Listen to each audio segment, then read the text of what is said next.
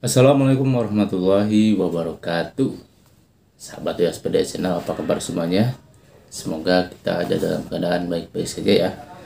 Nah, di tengah hingar-bingar presiden baru, pelantikan Presiden Prabowo Subianto, ada salah satu akun yang menyebut bahwa pidato Prabowo Subianto itu anak PAUD juga bisa. Nah, ini padahal ya, kalau menurut saya kemarin pidato Pak Prabowo Subianto itu sangat keren, pokoknya mantap. Nah, ini ada salah satu video yang menanggapi pidato Prabowo Subianto bahwa pidatonya anak PAUD juga bisa. Oke, langsung saja kita lihat videonya. Jangan lupa untuk like, komen, dan subscribe. Bismillahirrahmanirrahim. Assalamualaikum warahmatullahi wabarakatuh. Jumpa lagi Al-Fakir Abi Faisal pada kesempatan hari ini, saudara. Senin 21 Oktober 2024. Rejim baru mengulang kedunguan. Ya elah 2024 presiden baru ganti orang doang, tapi sistemnya udah jalan. Sistemnya masih berjalan, yang itu aja. Ya kan, membukti. Mendagrinya masih Tito Karnavian, Menteri Perekonomiannya masih Erlanggaan, Menteri Keuangannya masih Sri Mulyanian, ya kan? Berarti apa yang dilakukan 10 tahun ke depan ya akan dilakukan 5 tahun ke depan juga. Plus adanya orang yang diduga pupu papa. Aduh, bukan hari pelantikan kemarin tuh, tapi hari berkabung nasional. Ya kan? Hari berkabung nasional. Cuman ganti orang, modal pidato berapi-api. Apakah itu bisa menyelesaikan masalah? Kagak lah. Pokoknya masih panjang umur perubahan, panjang umur perjuangan. Nggak mau berubah, nggak mau berjuang. Apa kabar otak? Otak pakai otak, ya kan? Emang pidato Prabowo, bukan Jokowi ya. Jokowi mah udah nggak berkuasa, nggak usah dibahas. Nggak ada konten apapun lagi tentang Jokowi, karena Jokowi orang biasa aja. Nah sekarang Prabowo, pidato berapi-api Prabowo, apakah bisa menyelesaikan utang luar negeri? Nggak bisa. Pidato berapi-api Prabowo, apakah bisa mengusir Prepot dari NKRI? Nggak bisa. Pidato berapi-api Prabowo, apakah bisa membantu meningkatkan daya beli masyarakat, apalagi menaikkan kelas menengah? Nggak bisa. Pidato berapi-api Prabowo, apakah bisa membatalkan PSN, proyek strategi nasional yang sudah ditandatangani Jokowi? Nggak bisa. Pidato berapi-api Prabowo, apakah bisa mengundang banyak berkah bagi Indonesia yang baldatun, toibatun, warabun gofur? Nggak bisa. Keberkahan, kegemilangan Indonesia, peradaban Indonesia yang gemilang hanya dengan Islam, bukan dengan pidato berapi-api. Omon-omon, elah. Kalau dulu nggak pernah pidato berapi-api, tapi pidato pakai teks. Sekarang pidato berapi-api, bedanya itu doang. Isinya, konteksnya, substansinya masih sama. Menteri Perekonomian masih Erlangga, Menteri Keuangan masih Sri Mulyani, Mendagrinya masih Tito. Ya, terus apanya yang berubah? Ya kan, sistemnya masih jalan ada. Pidato perdana Prabowo banyak singgung persoalan ekonomi, tapi nggak bahas sama sekali soal pertumbuhan ekonomi. Nggak pernah bahas bagaimana cukong kuasai negeri. Nggak pernah bahas proyek strategi nasional ala Jokowi. Dan juga nggak pernah bahas soal deflasi, apalagi kelas menengah. Aduh. Pidato sih bos, nggak gitu juga pidato, ya kan? Biasa aja, orang itu dilihat bukan apa katanya, tapi dilihat apa perbuatannya. Kalau udah perbuatan berkata, kata-kata nggak ada artinya, omong kosong semua, bullshit semua, ya kan? Prabowo kan baru resmi dilantik sebagai presiden, ya kan? Menggantikan sebelumnya yang notabene masih berkelanjutan, ya kan? Jadi nggak ada urusan mau siapapun presidennya terus berhenti kritik gitu, kagak.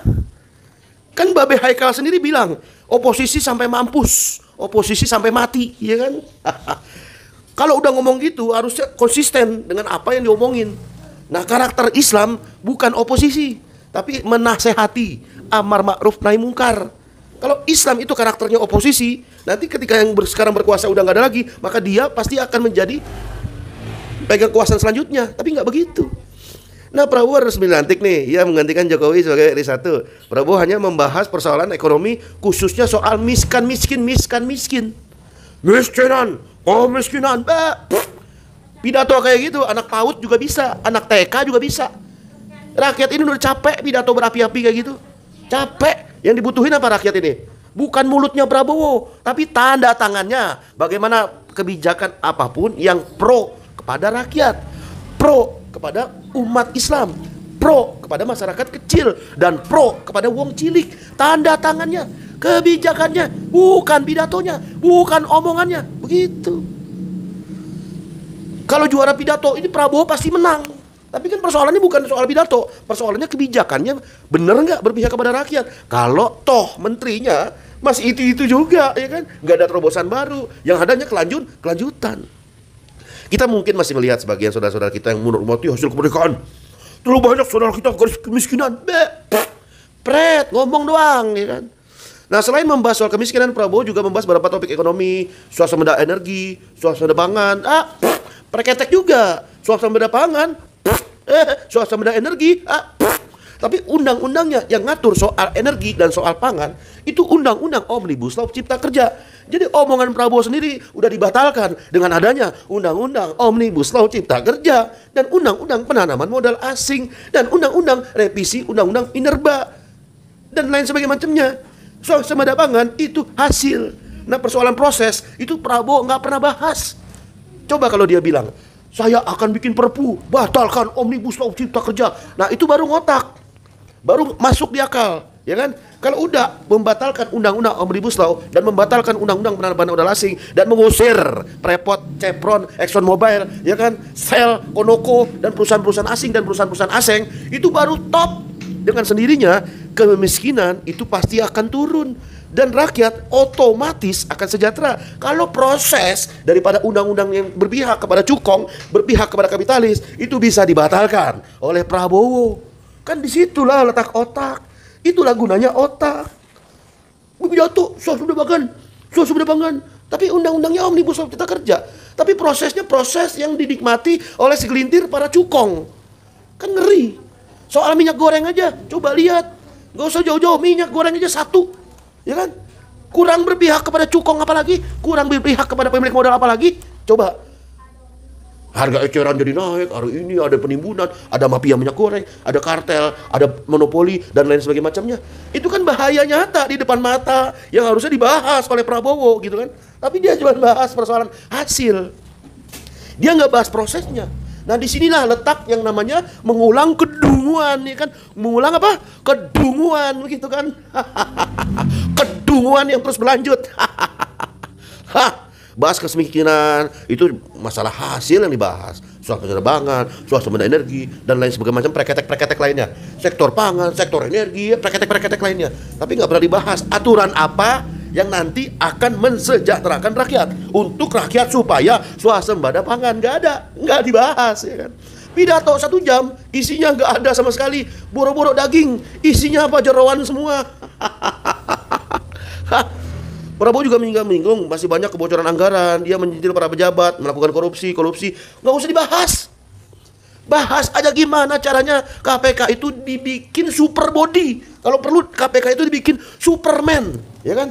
Biar nanti kalau ada oknum-oknum ketua parpol yang korupsi, yang maling, itu bisa otomatis diringkus oleh KPK yang sudah dikuatkan oleh Prabowo gitu kan.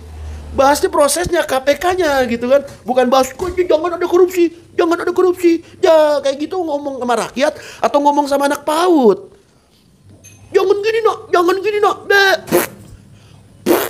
Preketek lah, ya kan. Meski dia bahas banyak soal ekonomi dan swasembada pangan dan juga hasil korupsi, kolusi dan lain sebagainya macamnya, tapi dia tidak pernah membahas bagaimana proses undang-undang untuk mewujudkan terjadinya itu semua. Nggak pernah. Kalau memang Prabowo benar tidak melanjutkan rejim sebelumnya, tentu dia akan berbicara mengenai perpu membatalkan undang-undang Omnibus Law Cipta Kerja, tapi itu tidak dilakukan. Nah, sekarang pertanyaannya, pidato yang 1 jam berapi-api itu yang sudah sukses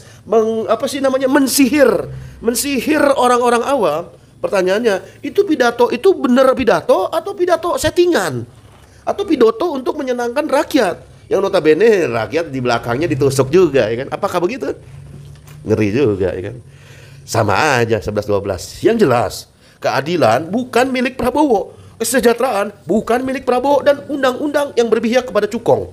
Keadilan, kesejahteraan, kemakmuran, kejujuran, nggak ada korupsi, hanya bisa demi Allah diterapkannya hukum Allah Subhanahu wa taala yang maha adil dan maha sempurna. Dan itu sudah dilakukan selama 1300 tahun adanya sistem politik Islam. Oleh sebab itu semoga kita semua tetap istiqomah berada di barisan habaib dan ulama lurus yang tetap menyuarakan politik Islam, bukan politik demokrasi ala barat Yunani kuno yang banyak aturan berdasarkan akal dan banyak aturan berdasarkan para pemilik modal, kapitalis dan oligarki. Izin pamit. Wassalamualaikum warahmatullahi wabarakatuh. Medepangan, sos medepangan.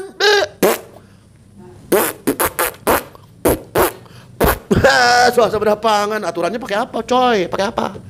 Kacau. Nggak ngotak.